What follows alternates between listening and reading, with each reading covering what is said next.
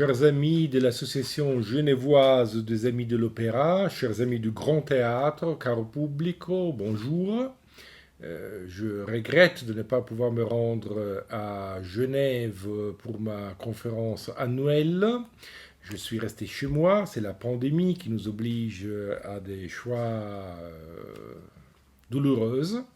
Et quand même, j'espère que vous vous portez bien. Euh, Comme toujours, comme d'habitude, si j'ose dire, je voudrais commencer cette conférence avec des excuses. Le français n'est pas ma langue maternelle, je suis italien. Comme vous comprenez bien de mon accent. Et je sais que je ferai sans doute des fautes de français, dont je m'excuse d'avance. Je sais qu'en Suisse romande, on est beaucoup plus attentif à la langue qu'à Paris. Et donc, pardonnez-moi si je ferai des fautes, et je ferai des fautes français. Aujourd'hui, on parle de la Cenerentola, Cendrillon, de Gioacchino Rossini. Le maestro Rossini est ici, il partage mon écritoire et il vous salue lui aussi. La Cenerentola, c'est son dernier grand opéra bouffe, comme on verra. Et on m'a dit que, en effet, cet opéra, vous la connaissez très bien, elle a été souvent jouée au Grand Théâtre de Genève, et donc je ne crois pas qu'il vous faut un aperçu général sur l'opéra. La situation, vous la connaissez. Je vous donnerai donc que deux infos essentielles, et après, on essayera de répondre à une question qui est, au moins que je trouve très intéressant, c'est-à-dire pourquoi ce théâtre rossinien, jadis disparu de scène, est rentré avec cette force, cette persuasion qui font que la Cenerentola soit l'un des titres les plus joués partout dans le monde. Donc pourquoi le grand retour de Rossini? Pourquoi ce que on a appelé la Rossini Renaissance? Et pourquoi un théâtre qui, pour nos grands-pères, était plutôt excentrique ou mineur, est aujourd'hui l'un des plus joués partout dans le monde? Alors, on a dit que Cenerentola est le grand et le dernier opéra bouffe de Rossini. Cenerentola aussi à la bonté en triomphe, c'est-à-dire Cendrillon où la bonté qui triomphe, fut représenté le 25 janvier 1817 à Rome, au théâtre Valle. Et comme je vous disais, c'est le tout dernier opéra bouffe, grand opéra bouffe en deux actes de Rossini. Il n'y en a que cinq, en effet, dans un catalogue qui est plutôt, à différence de ce que l'on pensait, qu'on a pensé longtemps, qui est un catalogue qui est plutôt orienté vers l'opéra seria, dramatique. Il n'y en a que cinq, la Pietra de Pergone en 1812, l'Italiana in Algérie en 1813, il Turco in Italia en 1814, il Barbiere di Siviglia en 1816 et justement Cendrillon en 1817. Et depuis 1815, Rossini se déplace à Naples. La grande ville du Sud, qui à l'époque, je vous rappelle, était la plus grande ville italienne, et dont le théâtre, le grand théâtre San Carlo, le plus ancien théâtre du monde en activité, interrompu depuis 1737, était le plus prestigieux des théâtres italiens. La prédominance de la Scala à Milan ne commence en effet qu'avec l'unification du pays, donc dans la deuxième moitié du 19e siècle. Rossini se déplace à Naples, il est attiré par l'excellent niveau de l'orchestre napolitain, par un public qui était à l'époque le plus avancé d'un point de vue culturel italien, et aussi par des conditions économiques très favorables. Il devient une sorte de directeur artistique des théâtres royaux de Naples. Il est même le sociétaire du grand impresario Domenico Barbaia et depuis 1819, il sera aussi il sera aussi le sociétaire de Barbaia dans l'exploitation du jeu d'hasard qui se tenait alors dans le foyer du théâtre San Carlo. Et là, il y a donc un changement de perspective dans la carrière, dans la progression de Rossini.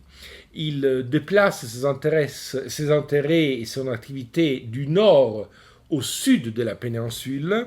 Il déplace son intérêt de l'opéra bouffe qui lui avait donné la célébrité à l'opéra seria, de la comédie à la tragédie. Et les trois grands opéras qui avaient lancé la célébrité de Rossini en Italie et dans le monde, dans ces 2 années formidables du 1812 et 1813, étaient 2 opéras bouffes, justement la Pietra del Paragone et l'Italienne d'Alger, et l'Italienne d'Alger, et un titre sérieux, c'est-à-dire Tancredi, tiré du Tancrède de Voltaire. Depuis 1815, il va écrire presque seulement des opéras sérieux et va réserver les 2 grands derniers opéras bouffes, non pas à Naples mais à Rome. C'est justement à Rome en 1816, à l'occasion de la terrible première du Barbier de Séville au Théâtre Argentina. C'est fou, un fiasco ressentissant, comme chacun sait, que Rossini signale le contrat pour un nouveau opéra à donner à Rome, mais pas au Théâtre Argentina, au Théâtre Valle, qui était le théâtre, disons ainsi, concurrent du Argentina, pour le carnaval suivant. Donc pour le carnaval du 1817 qui s'ouvrit comme de tradition en Italie le 26 décembre, les jours après Noël. Rossini arriva à Rome en retard comme toujours. Il avait dans sa sacoche un livret qui s'appelait Ninetta alla corte, Ninetta à la cour, et un livret qui fut refusé par la censure pontificale. Je vous rappelle qu'à l'époque, Rome était la capitale des États pontificaux, de l'État de l'Église, dont le pape était aussi le chef de l'État. Ce livret était un peu trop risqué, un peu trop hardi. Il fut d'ailleurs réutilisé le même sujet par Donizetti 20 ans après, plus ou moins pour son Francesca di Foix. Mais ce fut seulement le 23 décembre que, dans une réunion entre Rossini, son librettiste désigné pour écrire le livret, Jacopo Ferretti, et l'impresario du Théâtre Valle, Pietro Cartoni, fut décidé que le sujet du nouveau opéra de Rossini sera Cendrillon. Et ce sujet n'est pas tiré de Perrault, comme on a souvent dit, dans le sens que oui, bien sûr, la fable, le conte de fées de Perrault est la source de tous les Cendrillons à venir, mais en réalité, la source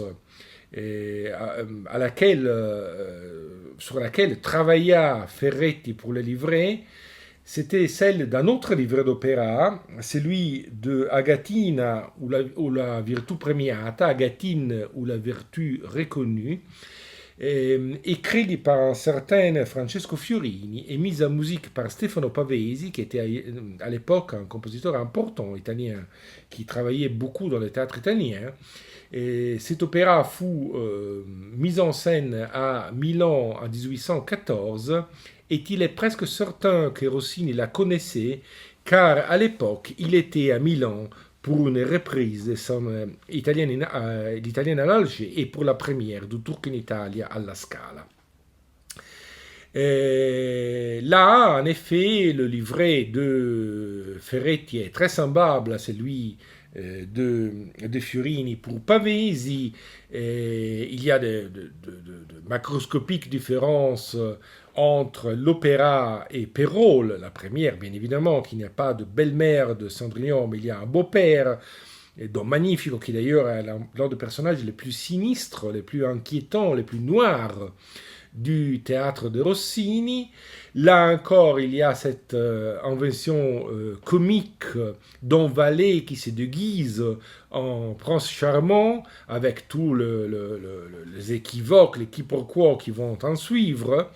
Et là donc, il y a la réduction, d'ailleurs très bien faite, très professionnelle, très fonctionnelle à la musique, d'une conte de fées qui vient transformer dans un typique opéra bouffe italien de la première moitié du XIXe siècle, avec sa succession de morceaux musicaux terminés, complètes, ce qu'à l'époque on appelait les numeri musicali, les numéros musicaux, car dans la partition ils ont chacun un numéro 1 introduction, numéro 2 cavatine, numéro 3 duo, etc., etc.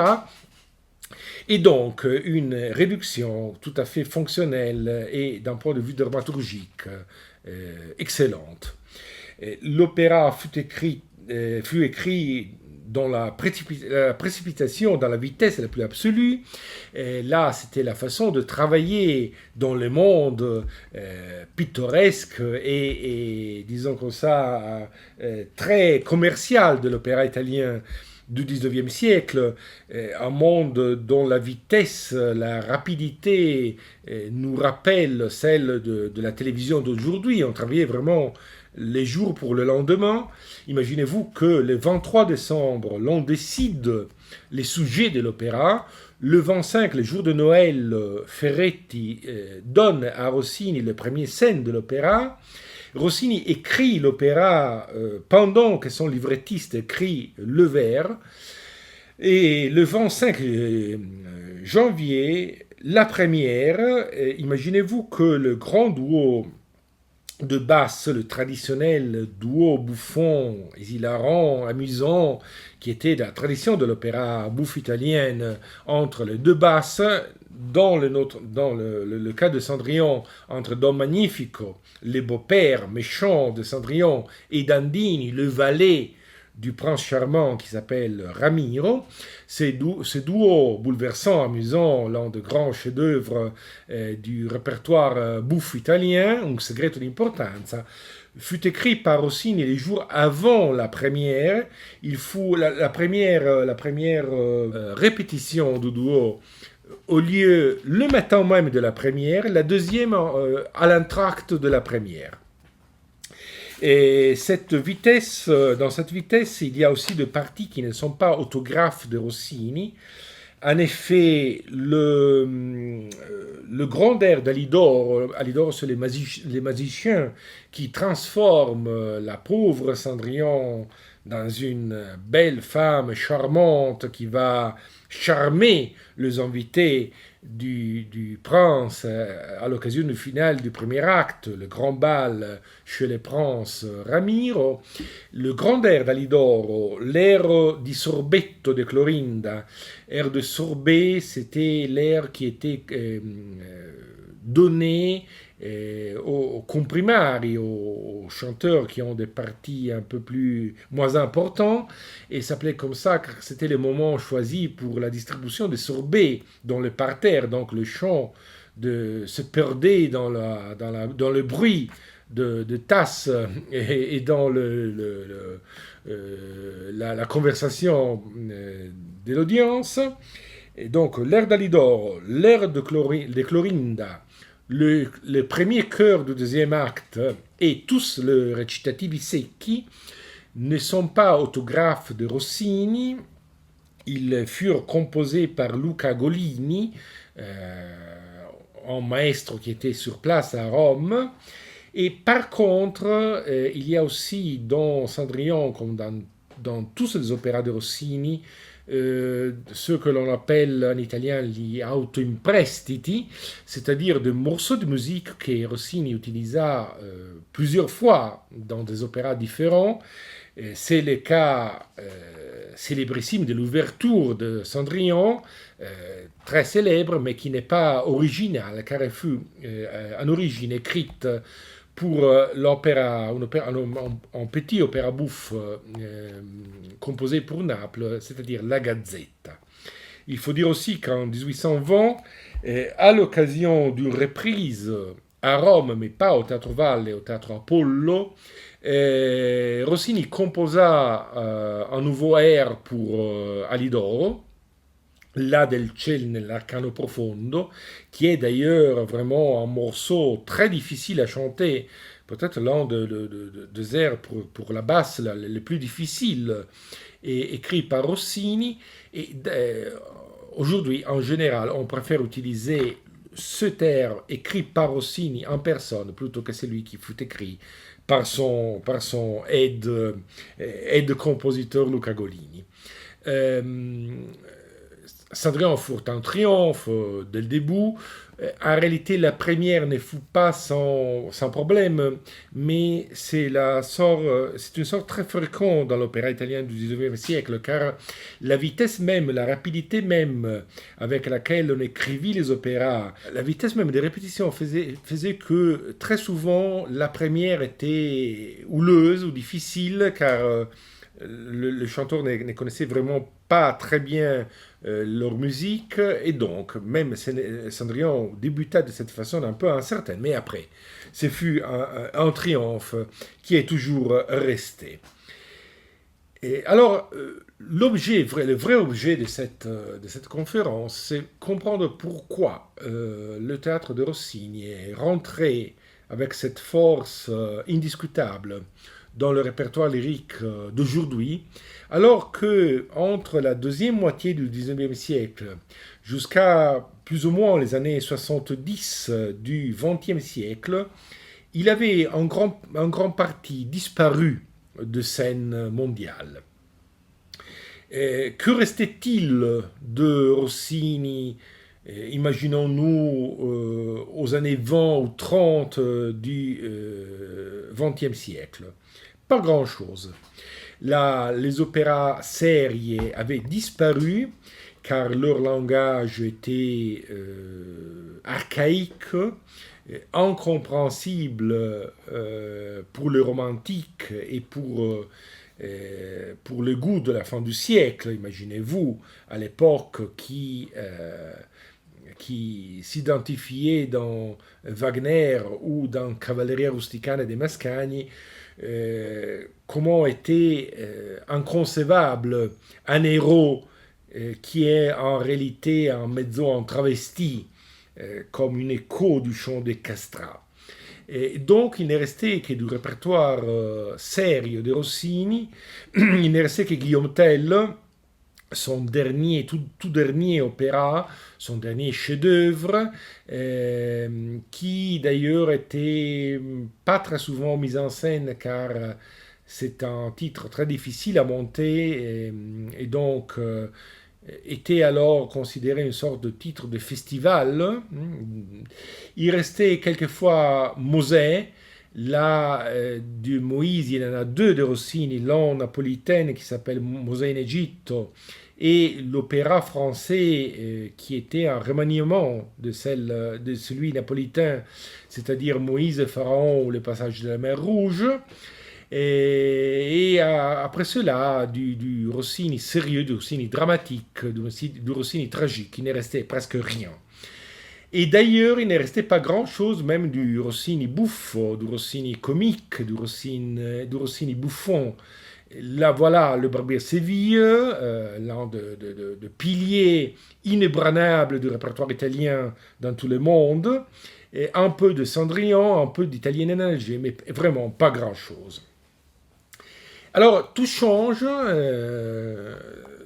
depuis la fin des années 60 du siècle dernier.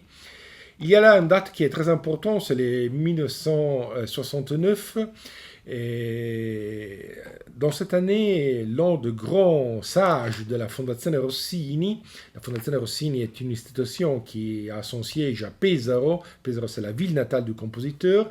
Cette fondation est d'ailleurs jouit de revenus du patrimoine même du compositeur, d'une partie du patrimoine du compositeur qui fut donné à sa ville natale.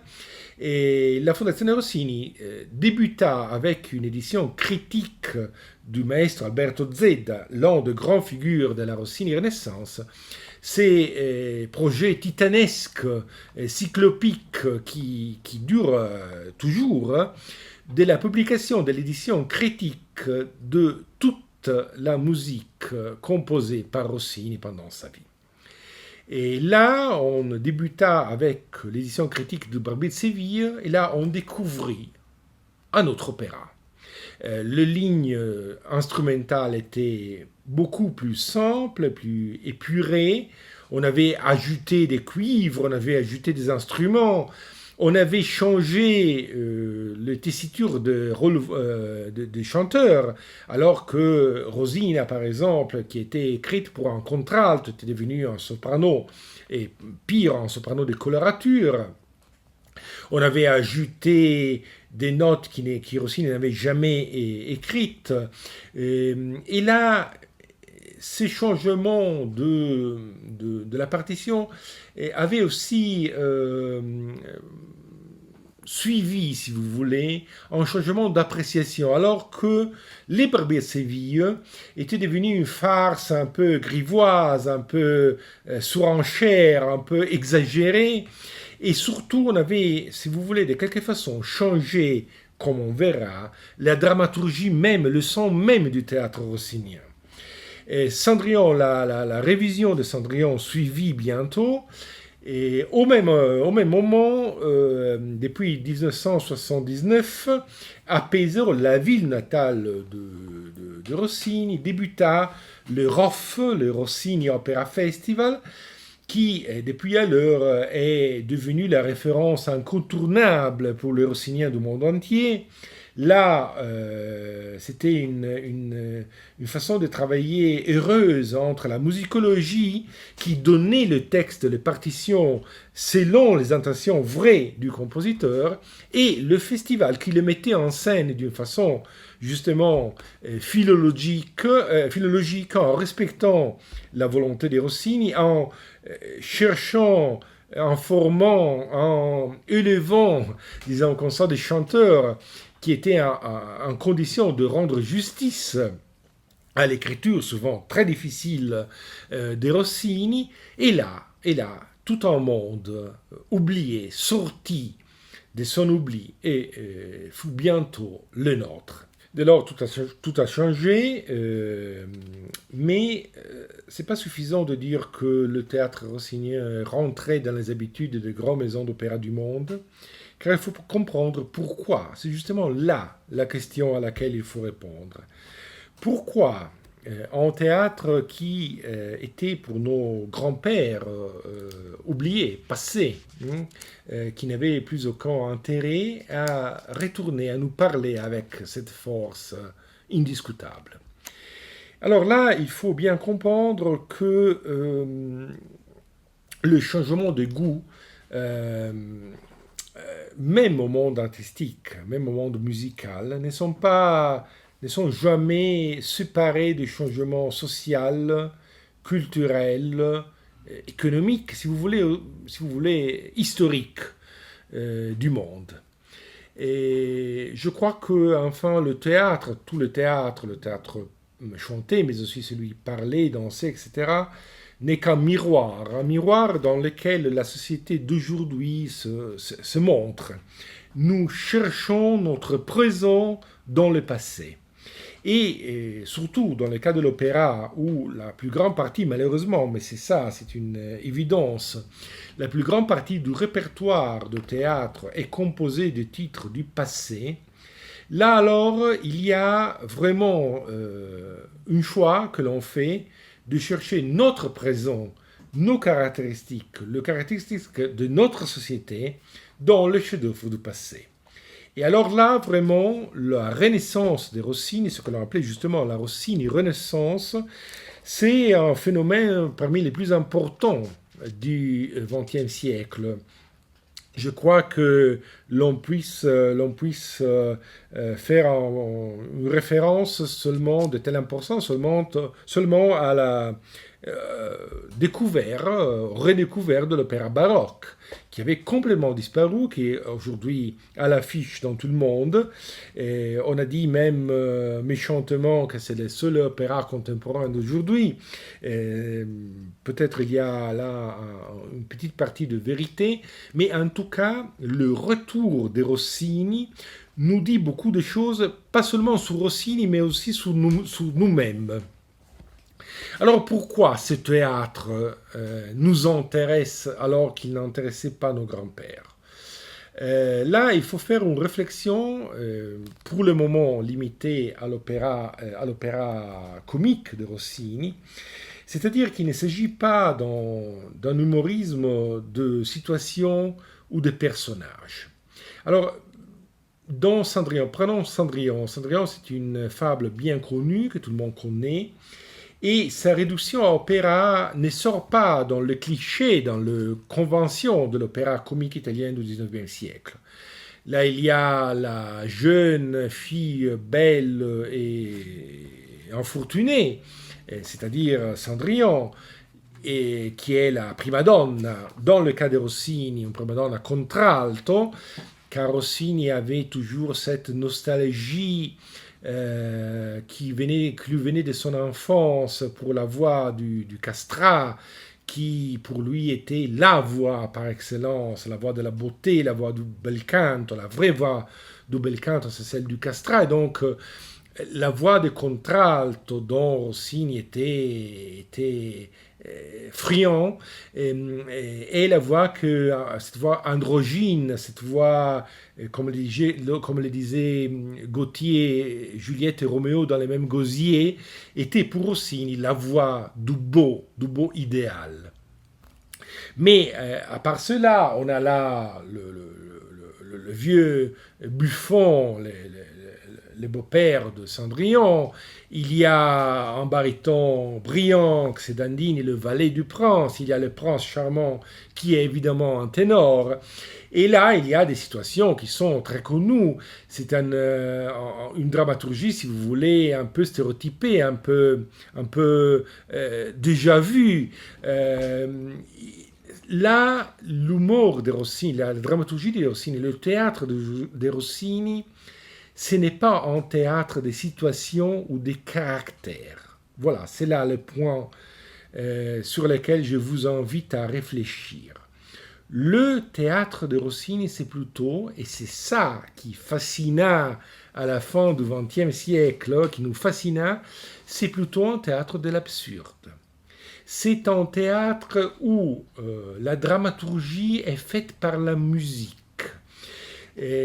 Par ces géométries implacables, ces crescendo, c'est cette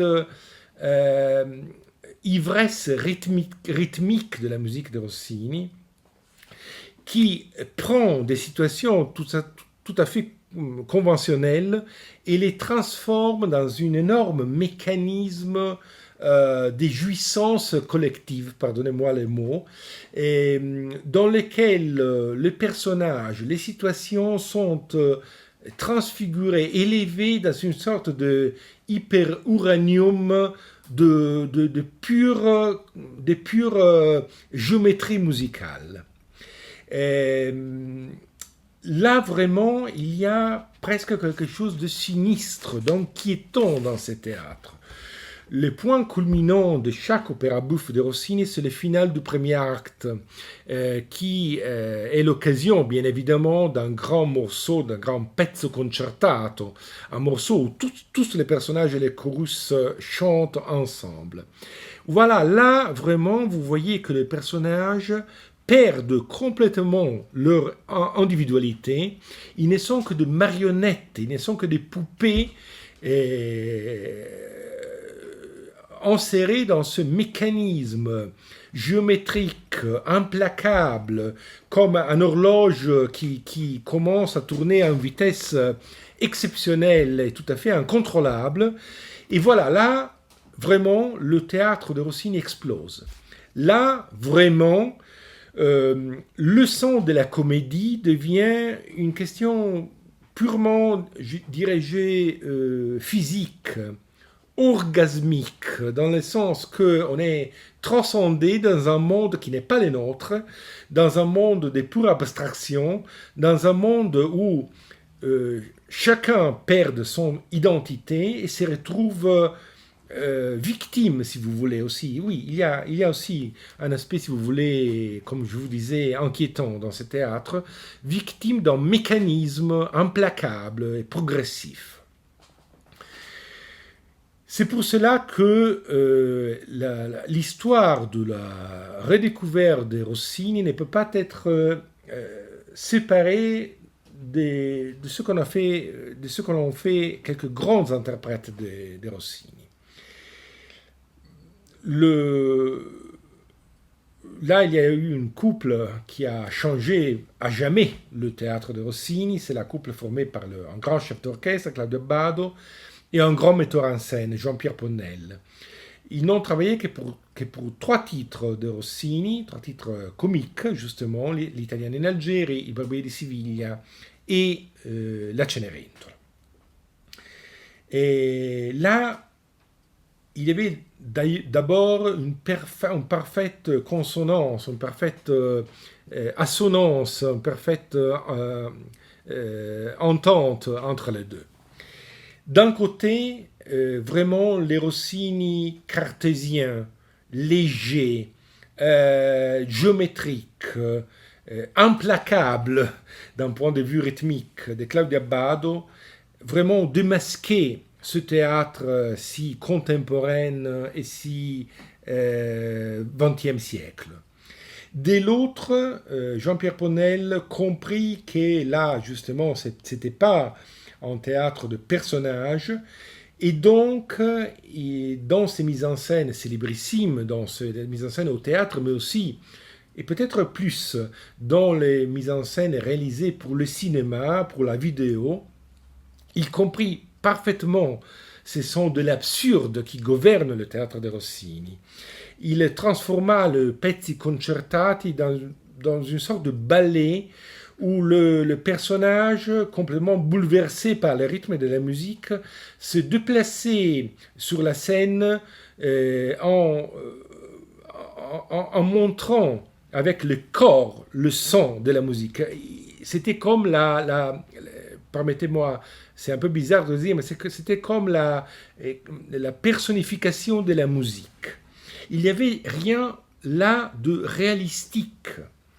Le théâtre de Rossini n'est pas un théâtre réaliste. La faute, si on peut le dire, de mise en scène traditionnelle et de Rossini, c'était de chercher la comédie des mœurs, la comédie des caractères, la comédie des personnages. Alors que ça, c'est pas le point. La comédie est conventionnelle, on la connaît, on l'a jouée maintes fois. Le sens du théâtre de Rossini, c'est de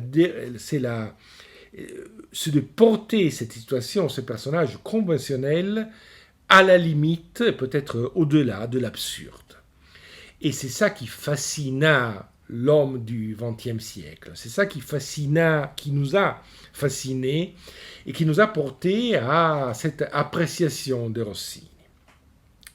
Et Claudio Abbado dirigea seulement 4 titres. Le 4e titre qu'il dirigea de Rossini, ce fut Le Voyage à Reims, Il Viaggio à Reims.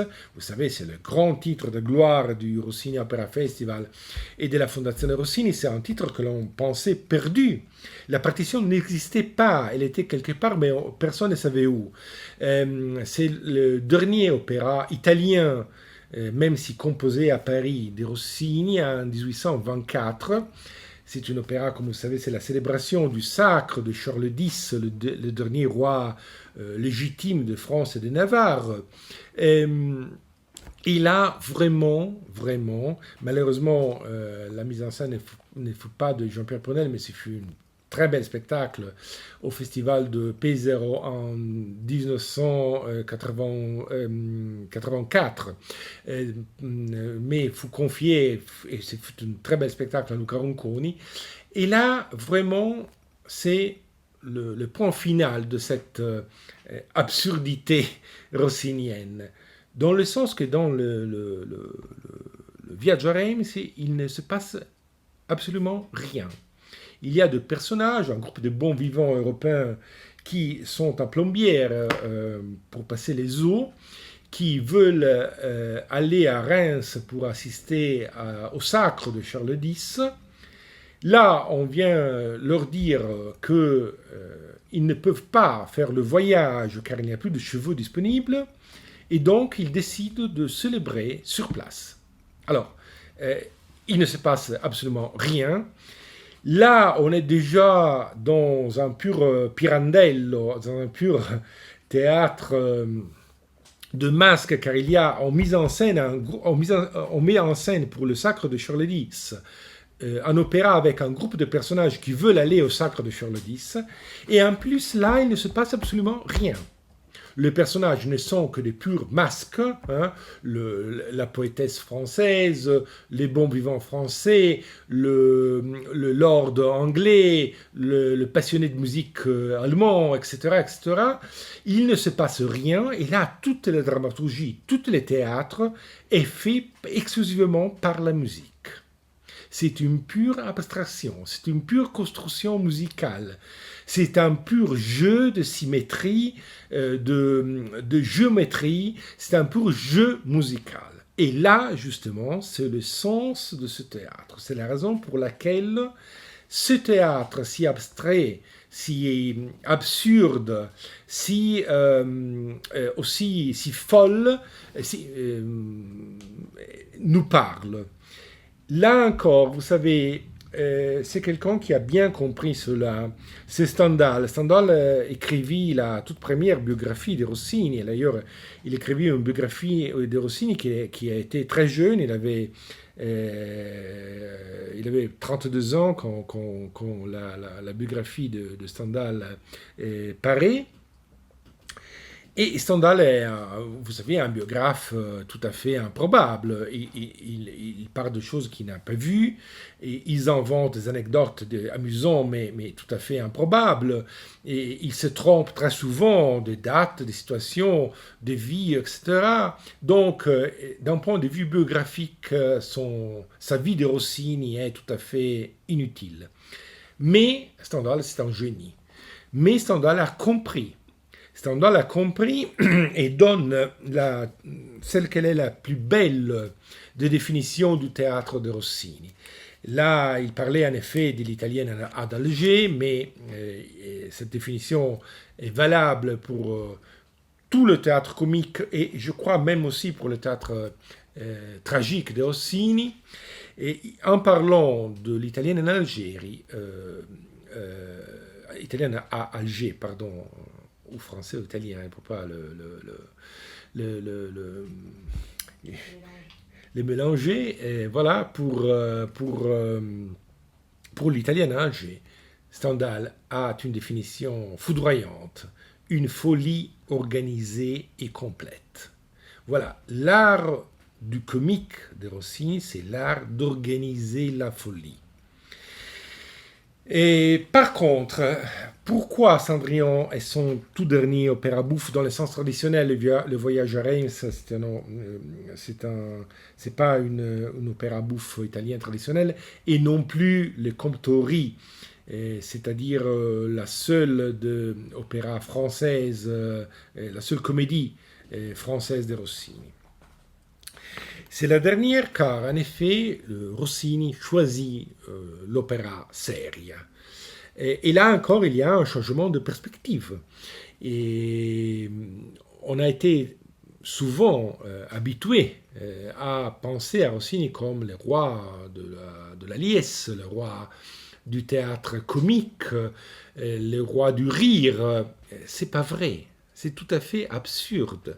Si vous allez voir le catalogue des opéras de Rossini, vous voyez que là, il y a la plus grande quantité de titres sont consacrés à des histoires tragiques. Pourquoi cela? Parce que, vous voyez, dans cette Rossini Renaissance, on a changé aussi notre idée du Rossini en tant qu'homme. Rossini était un homme aristocrate, même si ses origines étaient très humbles, réservé, très introspectif, très attentif aux textes qu'il mettait en musique, inquiet, souvent dépressif. Il souffrait de maladies psychosomatiques qui lui donnaient vraiment des problèmes sérieux de santé. Dans son âge, après s'être retiré de la scène dépressif, et qui, pendant des années, d'une façon presque héroïque, construisit son image de Rossini heureux, de Rossini gourmet, de Rossini séducteur, de Rossini roi de l'allégrie et de l'ivresse. C'est une image complètement fausse. C'est l'image, c'est une masque que Rossini, avec Rossini s'habilla pour la postérité. Et en réalité, pour cacher cette subtilité, cette nervosité, cette névrosité peut-être, qui est l'un de caractéristiques de son théâtre. Et donc, Cendrillon, là, a une importance tout à fait particulière, car c'est la dernière et peut-être la plus sophistiquée, la plus élégante, la plus réussie, même plus de Barbier de Séville, des opéras comiques de Rossini. C'est celle où cette idée d'un théâtre absurde, d'un théâtre surréel, d'un théâtre pour la même raison abstrait, et si vous voulez aristocratique, si vous voulez très, très réservé, c'est pas le rire facile, celui de Rossini. C'est un rire subtil, c'est un rire ironique, c'est un rire quelquefois aussi amer. Et c'est là l'idée que ce théâtre arrive à son expression la plus accomplie, la plus complète, la plus réussie. Et c'est pour cela que, en espérant de n'avoir pas fait trop de fautes de français, que je vous invite à voir cette nouvelle production de Cendrillon au Grand Théâtre de Genève. Et je vous invite à penser à Rossini avec cette sensibilité nouvelle qui nous vient du fait que Rossini, oui, Rossini c'est notre contemporain, Rossini vraiment c'est le XXe siècle selon Rossini, que c'était en origine le titre de cette conférence. Merci et bon opéra.